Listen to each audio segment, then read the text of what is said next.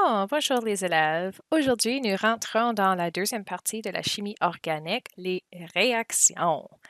Alors, nous allons voir deux types de réactions aujourd'hui, les réactions d'addition en premier et les réactions d'élimination. Alors, ce que vous allez voir, les réactions d'addition, évidemment, on ajoute quelque chose à ces types d'affaires-là. Les réactions d'élimination, la molécule organique, on enlève, on élimine quelque chose. Bon, allons-y.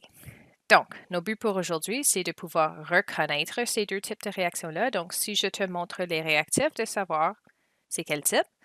Aussi, de prédire les produits.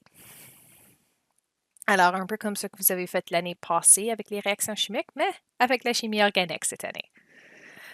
OK. Alors, on va commencer avec les réactions d'addition.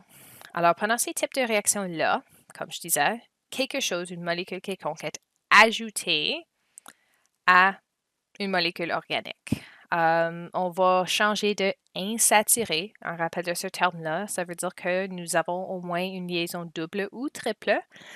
On va le rendre en possiblement molécule saturée, peut-être non.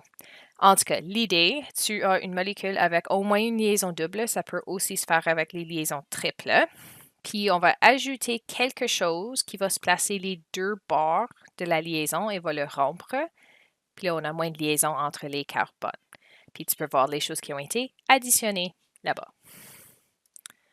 OK, alors ceux qui peuvent faire ça sont nos alcènes et nos alcynes. Alors encore juste un rappel de ça. Nos alcènes sont ceux qui ont des liaisons doubles.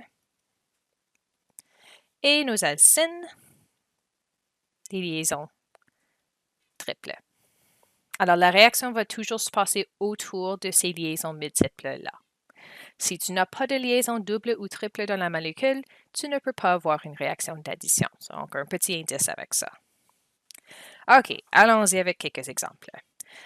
Alors, il y en a que tu peux ajouter où c'est une molécule symétrique. Donc, par exemple, mon brome ici, moléculaire, ça c'est du Br2.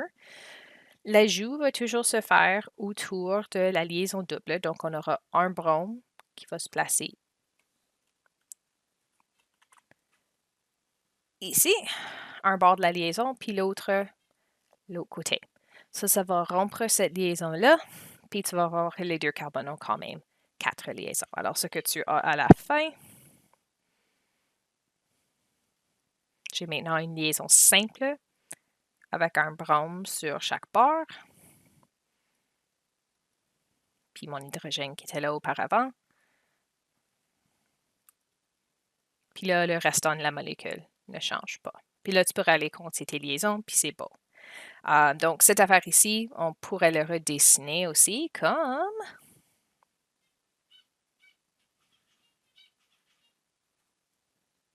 ça pour la forme linéaire, mais juste pour montrer le bris de liaison.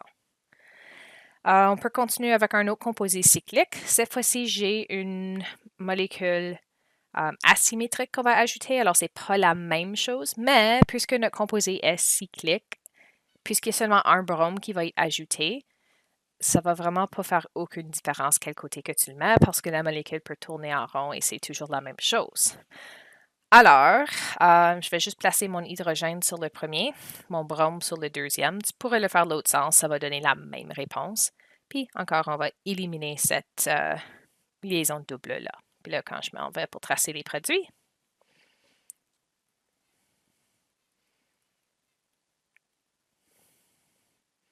OK, j'ai maintenant, je vais écrire toutes les liaisons pour ceux autour de la liaison double où c'était. Alors, j'ai ajouté un hydrogène là. Puis là, celui-ci, on a ajouté un brome.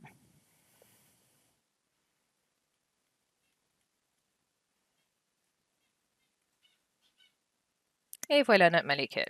Ou, autrement écrit,